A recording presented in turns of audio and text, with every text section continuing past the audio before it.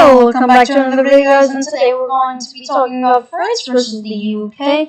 So historically, the France and the UK have always been at odds. However, recently in modern times, that has quite drastically changed. So for a while, ever since basically the 700s AD, France and the UK have mostly always been at war. Really long wars at that, always having rivalries and stuff like that. And they kind of hate each other all the way till like the 1800s. In fact, they went to war during the US Revolution and during many other revolutions. And in the past, they went to war loads more. So historically, these countries have been at odds a lot. And they're both equal in navy. And pretty good just in the basicness. But we're going to be answering the question today, who would win? So we're first going to nail down the geography. The UK is flat and hilly. France is flat and hilly. The English Channel is pretty hard to cross, making a naval invasion difficult between the two powers from the English Channel. However, they could use the Celtic Sea or the North Sea to invade each other. Of course, England would have to use the Celtic. And in general, France seems to be a little better here, as it has a lot of military bases in these areas, and it also owns Corsica here, which is pretty useless, but it's mountainous and has a few military bases on it. France is pretty big compared to England. If you put it over, you can really emphasize that. France is also the 6th strongest power in the entire world, basically tied with Germany at this point. So the UK has 322,000 total manpower, with 278,000 of them being trained. That is quite a high amount compared to the other nations we've done in this series.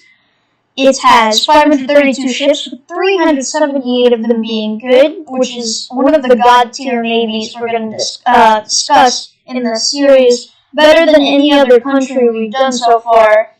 I mean, those 378 ships are really advanced, don't get me wrong, but there are some other countries in the world that we might get over that are way better.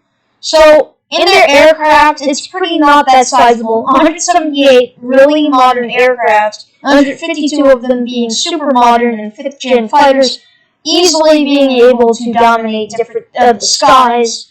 But France, as we will see, can also do that sort of thing.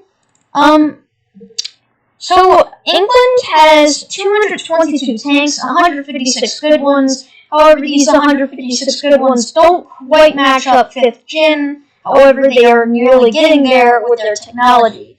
It's also not that sizable compared to France.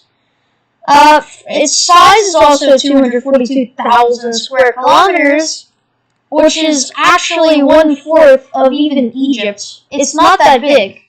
If you place it over, you can really emphasize the fact that Egypt's bigger as well. It just looks bigger up here because of the distortion in the system we use for our mapping, aka the Mercator projection. So for France, it's flat and hilly. We already went over that. It's quite humongous at 640,000 km2, or square kilometers. It has 344,000 manpower, 256 of those being trained, although not that well. Less than the UK, meaning that in an army war, the UK would achieve most of the victories. In their ships, the French lag behind greatly, and the naval department, with the British greatly outnumbering the French with way better technology. However, the French do have the money and the industry to fix such a thing. They have 672 aircraft, with 456 of them being 5th gen or just 4th gen, really good fighters. A lot more than England's, and certainly more advanced, meaning that the French can easily dominate skies, bombers, and even beat the RAF, which is the Royal Air Force for Britain. It has 372 tanks, 320 of them being good. These tanks are not exactly grand like the UK's, but it has a high number of good tanks, although they lack some things that the UK has.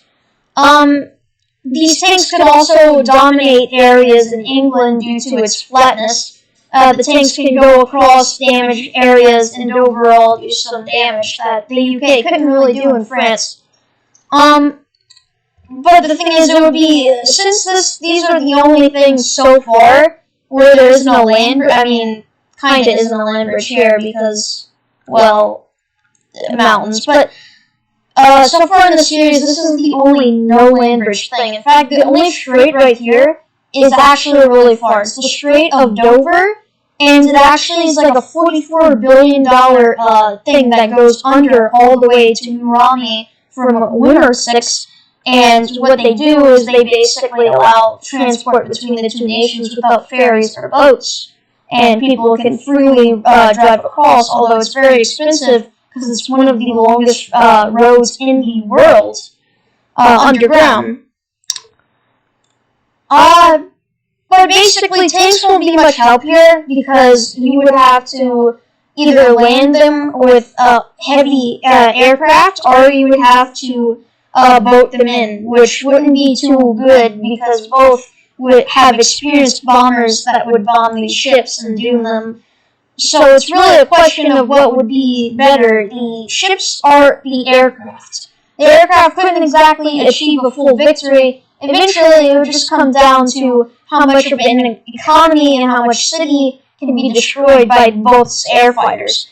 They also have to rely on the fact that they need to keep the English Channel and the Celtic Sea at bay due to the fact that surprise attacks can come from there. And England already has a surprising number of submarines in the English Channel that could, if the French and the UK ever went to war, which is unlikely now, pretty dominate them because these submarines are advanced, comparable to Germany, which is surprising.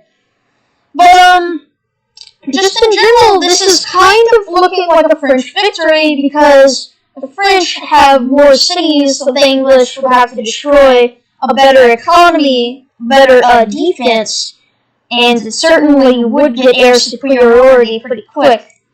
So in the end, I'm going to have to give this one to France, especially seeing as if the war lasted a bit long, they can use their bases here in order to ship all the way to Scotland, in which they can do a surprise attack.